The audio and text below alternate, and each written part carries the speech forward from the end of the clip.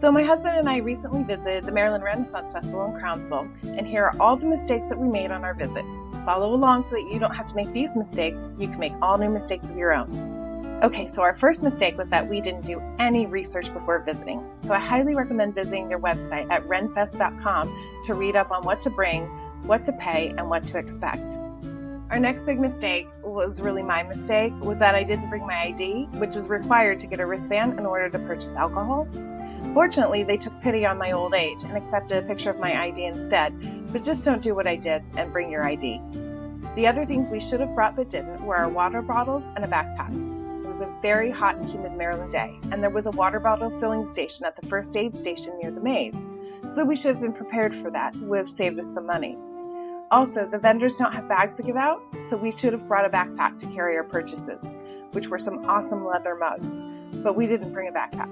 We were lucky enough to score a paper bag from a different vendor, but just be prepared and don't make our mistake. Speaking of vendors, the next mistake we made was buying from the first vendor we visited. Not knowing anything about the Maryland Renn Fest, we didn't realize just how many vendors there were.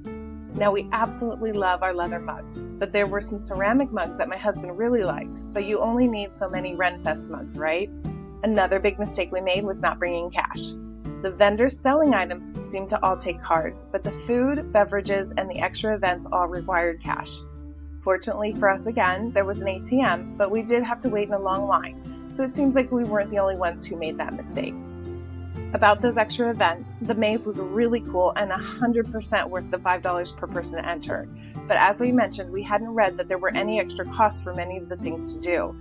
Most of them were really fun and well worth it, but definitely read up on what the extra experiences cost and maybe set a budget for your day. Our next mistake was not planning our day around the shows, so unfortunately there were quite a few shows that we missed. We did see the 3 p.m. jousting show and we absolutely loved it. It was so much fun. We sat on the shady side of the arena, which was probably smart on such a hot day, but that part of the arena backed up to the back of the porta potty area, so when a breeze came through, it felt good, but it was a little bit stinky. We also made a mistake with the food.